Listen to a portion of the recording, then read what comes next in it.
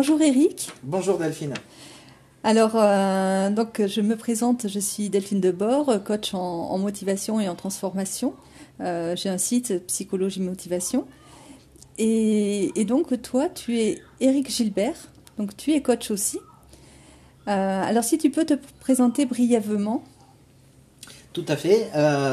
Donc j'ai un parcours de conseiller principal d'éducation depuis 17 ans, donc une carrière longue dans l'éducation. Et je me suis formé à différentes pratiques et outils de la CNV à la psychologie positive et enfin au coaching. Tout ça pour accompagner au mieux les élèves que je suivais au cours de ma carrière. Ce qui m'a amené à vouloir réellement utiliser 100% de mon temps pour les aider à dépasser toutes les problématiques qu'ils peuvent rencontrer dans leur adolescence et dans leur scolarité. Super. Et alors quelles sont les problématiques, du coup, je rebondis sur ça, les problématiques que tu rencontres dans ton activité? Alors les problématiques sont multiples, problématiques communicationnelles, relationnelles, scolaires. Donc c'est à la fois un versant psychologique avec gestion des émotions, gestion du stress, toutes ces problématiques liées à la psychologie, et après des problématiques organisationnelles, de mémorisation, d'attention, d'organisation, d'orientation. Donc voilà, deux versants plus spécifiques pour ce public adolescent. D'accord. Et alors, je sais donc que tu travailles avec les adolescents, mais tu peux aussi accompagner donc des enseignants. Tout à fait. Tu peux m'en dire un peu plus? Tout à fait. L'accompagnement d'enseignants, pourquoi? Parce que ça part d'un constat simple. D'une part que les premières années des enseignants sont relativement difficiles par le fossé qu'il peut y avoir entre les attentes et la réalité des situations pédagogiques qui sont parfois donc souvent mal vécues par les néo-titulaires. Et puis un constat, comment dire, évident, c'est-à-dire que des professeurs qui sont bien et heureux dans leur travail permettent d'avoir des élèves tout simplement plus disponibles pour leur scolarité et mieux dans leur corps et dans leur tête. Et oui. Et c'est vrai que l'apprentissage est très lié aux émotions. Et à partir du moment où on est en état de stress, il est certain que autant on ne peut pas bien recevoir, mais on a du mal aussi à bien donner. Donc j'entends. Exactement. En fait, cognition et émotion sont intimement liées. On le voit spécifiquement avec les problématiques. Mais effectivement, le coaching d'adolescents est avant tout un coaching émotionnel. On résout avec ça environ 90% des problématiques, qu'elles soient scolaires ou adolescentes. Donc les émotions, effectivement, sont un facteur clé dans la réussite scolaire. Ok. Et alors, je voulais savoir où on peut te trouver, du coup. Parce que tu habites sur Bordeaux, je le précise. Donc tu es plus sur cette zone-là. Voilà, et par commodité, notamment pour les parents en termes organisationnels, je propose les coachings par visioconférence. Donc je peux m'entretenir à partir d'une plateforme qui regroupe à la fois une visioconférence et un espace personnel pour les adolescents, pour lesquels je peux leur remettre des documents, des requêtes, des challenges au fur et à mesure, et eux peuvent me contacter sur cette plateforme. Donc c'est une plateforme vraiment qui permet d'être en contact régulier et intercoaching pour une avancée plus rapide, plus facile Donc c'est vraiment très intéressant, ce premier coaching par visioconférence. Et puis je peux recevoir aussi ponctuellement sur Bordeaux, sur divers lieux de ressources que je peux proposer. Ok, bon, super. Dis-moi, j'ai une question, peut-être un peu particulière du coup, parce que moi je suis en situation où j'ai mes enfants qui font l'école à la maison, et je me demandais si dans ces situations-là, pour les enfants qui font l'école à la maison, est-ce que tu peux intervenir aussi? Tout à fait. Imaginons. Il y a pas de limite hein, Mm. au coaching pour les adolescents. Les adolescents ont deux spécificités.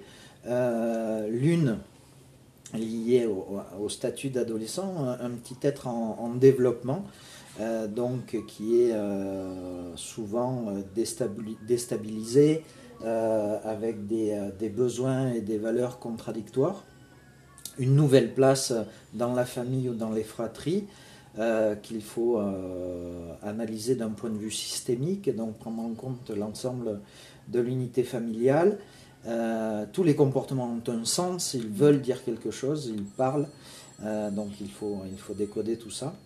Et puis après, une deuxième spécificité liée à l'apprenant. Apprendre est déstabilisant, il s'agit de déconstruire et reconstruire un savoir. Donc ce qui fait que c'est vraiment une période un petit peu délicate avec des petits nœuds qu'on peut se faire.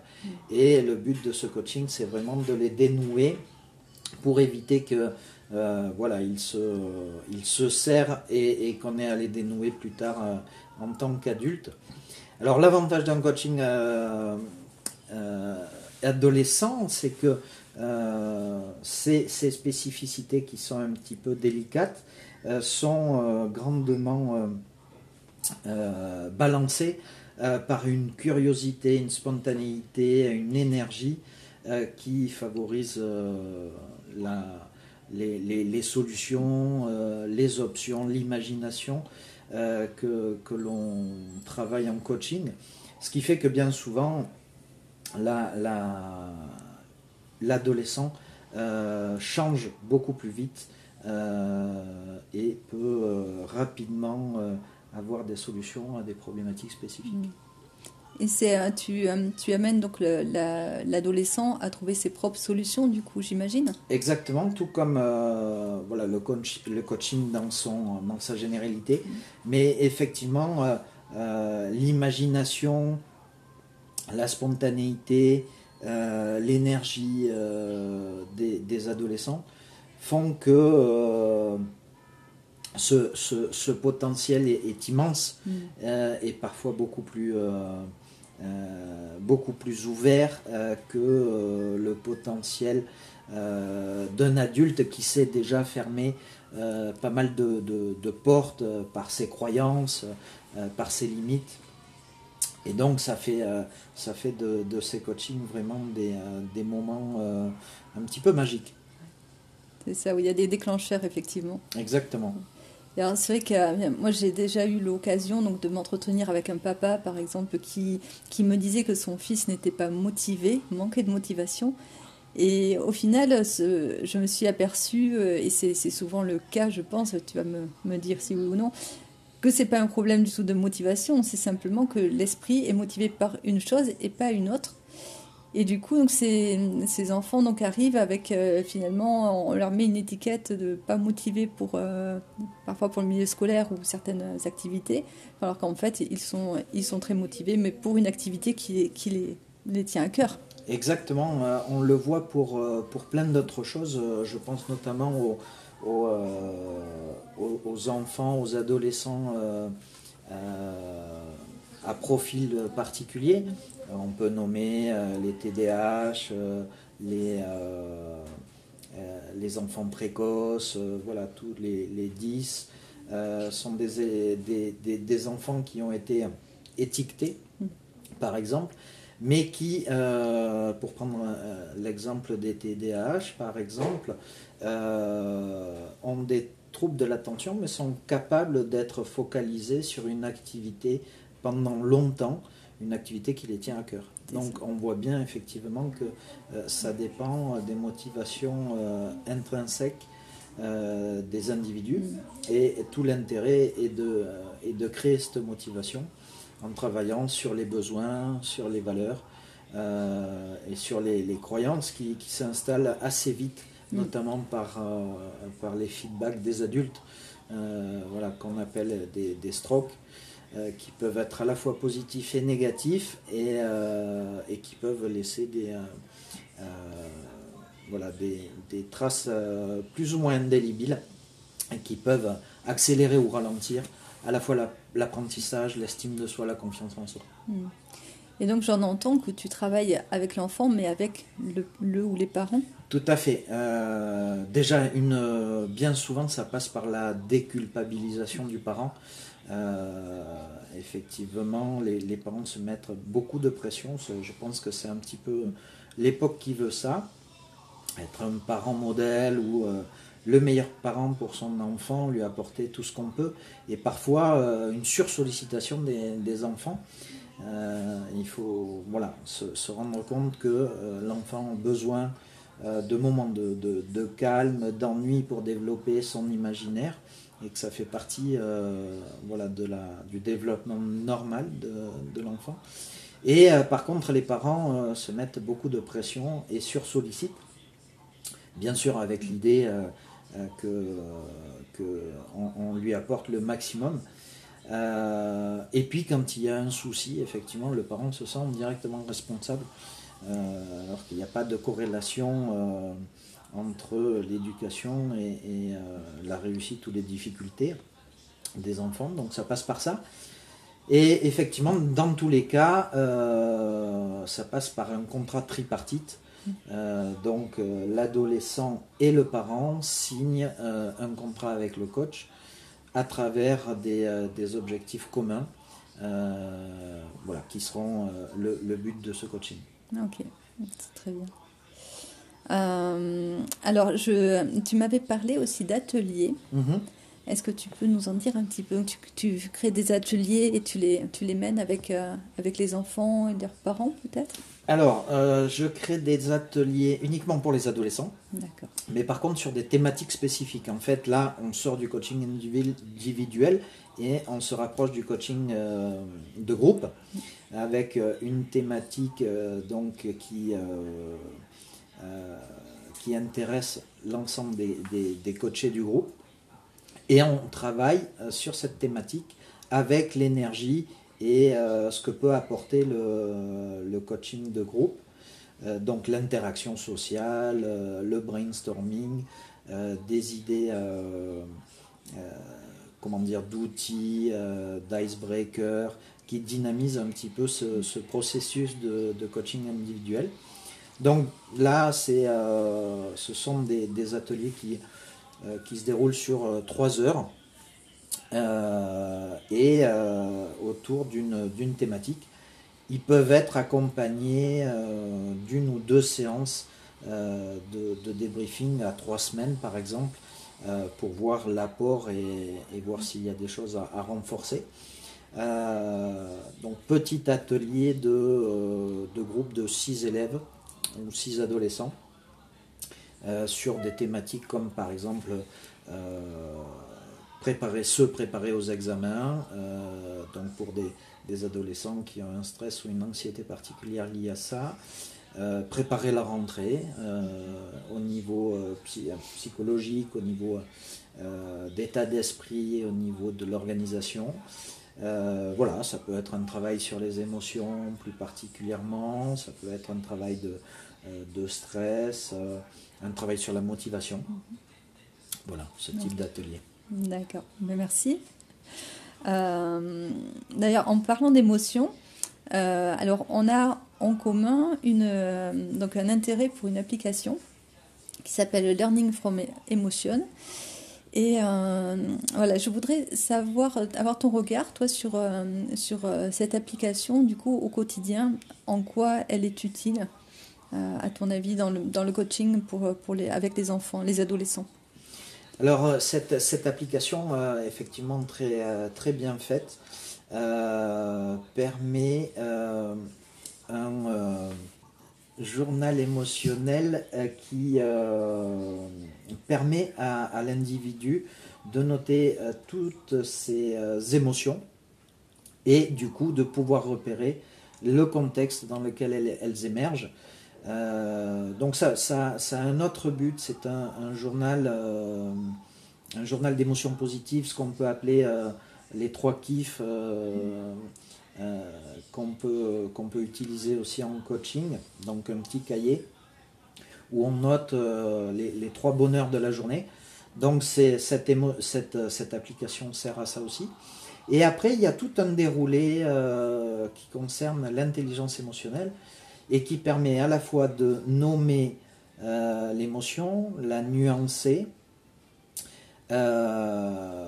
utiliser cette émotion et savoir quoi en faire, l'analyser, quel a été le déclencheur, comme je le disais, le contexte, pourquoi elle apparaît chez moi à ce moment-là. Ensuite, 4e compétence, l'exprimer, donc savoir quand, à qui, comment et à quelle intensité l'exprimer. Et enfin, pouvoir gérer ses émotions à partir de ce journal et établir des stratégies pour gérer les émotions désagréables. Donc c'est vraiment un parcours qui permet au quotidien d'améliorer son intelligence émotionnelle qui permet de mieux communiquer, de mieux se connaître et voilà, d'avancer sereinement vers le meilleur. C'est ça. C'est vrai que l'intelligence émotionnelle aujourd'hui commence à prendre de plus en plus d'ampleur. Donc on en parle un peu plus. J'ai constaté qu'effectivement, ces dernières années, venaient de plus en plus des experts de l'intelligence émotionnelle. Et on se rend compte qu'en fait, plus on se connaît et qu'on se comprend, et plus on apprend aussi à connaître et à comprendre l'autre, ça nous permet en fait de pouvoir d'éclipser en fait des situations qui pourraient être très problématiques ou qui prennent de l'ampleur. Et au final, à partir du moment où on apprend à entendre et à se poser sur ce que l'on ressent, les situations se débloquent beaucoup plus facilement. On peut même anticiper des situations qui auraient pu être plus compliquées. Donc voilà, c'est qu'aujourd'hui on en parle de plus en plus et c'est important d'en prendre conscience. Alors le cerveau reptilien restera toujours là, dans ce fonctionnement-là, parce qu'il a son rôle à jouer. Mais si on sait s'en servir, on se rend compte finalement que du coup les émotions deviennent une vraie guidance et nous parlent finalement de nous, de nos buts, de nos envies et nos besoins. Et donc c'est vrai que pour les adolescents, ça c'est quand même une grande nouveauté parce qu'ils sont tellement en proie à ces émotions et parce que voilà, les hormones sont là et donc tout est démultiplié. Donc le fait de pouvoir s'en servir en fait dans leur but quotidien, ça peut être une grosse énergie finalement mise à bon escient du coup. Donc voilà. Du coup, je pense qu'on a à peu près fait le tour de notre sujet. À moins que tu veuilles renoter, dire quelque chose de plus. Non, pour finir sur les émotions, effectivement, les utiliser comme des voyants d'alerte qu'on peut trouver sur nos tableaux de bord de voiture qui signalent effectivement qu'il y a quelque chose à prendre en compte et justement pouvoir creuser, savoir ce que c'est, qu'est-ce que ça nous dit de nos attentes et de nos besoins pour retrouver un équilibre voilà, dans sa vie, dans sa tête. Donc effectivement, c'est un outil puissant pour le coaching et pour le coaching d'adolescents et d'enseignants plus particulièrement. C'est ça. Mais oui, parce que c'est vrai que les enseignants, du coup, se retrouvent eux aussi en proie à leurs émotions quand ils commencent leur activité. Et c'est loin d'être simple parce qu'il me semble que la plupart du temps, au début, ils sont envoyés à droite à gauche, ils n'ont pas de poste fixe, donc ils ne savent pas à quoi s'attendre comme groupe de classe. Et donc il faut s'adapter un peu à tout ça, s'adapter un peu à là où ils en sont dans le programme. Et donc ça doit être très, très compliqué pour eux, voilà, d'avoir ce recul. Tout à fait. Les scientifiques parlent d'une profession à large pan émotionnel, plus que certaines, effectivement. L'enseignant est dans un bain émotionnel constant. Il faut qu'il gère ses émotions et qu'il utilise aussi les émotions des élèves pour pouvoir adapter son contenu pédagogique et travailler au mieux sur les apprentissages. Donc là aussi, pour le coaching d'enseignants, le travail le travail émotionnel est particulièrement intéressant et positif pour avancer vers ces objectifs. Et oui, j'imagine bien. Parce que quand ils sont en études, ils n'ont pas ils n'étudient pas nécessairement peut-être la gestion des émotions du coup. Alors, donc ça commence à venir peut-être. Voilà, de ce que j'en vois, ça commence effectivement à émerger. D'ailleurs, l'intelligence émotionnelle est un concept relativement récent, mais qui rentre petit à petit dans les mœurs. Les derniers programmes parlent des compétences socio-émotionnelles à développer. Donc, il y a petit à petit une sensibilité particulière à ça. Maintenant, il faut accompagner ce mouvement et puis proposer ça à un maximum d'enseignants pour qu'ils se sentent bien dans leur métier. Oui, c'est un point d'honneur à y mettre. Et, écoute, j'aimerais qu'on rappelle donc le nom de ton site. Tout à fait. Donc c'est Wonder School Coaching. Vous pouvez me trouver à cette adresse en tapant tout ça dans Google. Et vous trouverez mes différentes propositions, mes offres de coaching et la façon de pouvoir me contacter pour si vous avez un besoin particulier. Ok, super. Bon, moi je mets un lien aussi sur mon site, un lien de ton site du coup. Donc voilà, vous pourrez trouver aussi sur psychologie-motivation.fr donc les coordonnées d'Éric Gilbert, donc coach pour les adolescents et leurs enseignants. Voilà. Merci beaucoup. Merci beaucoup Éric, merci pour ton travail et cette interview. Merci à toi.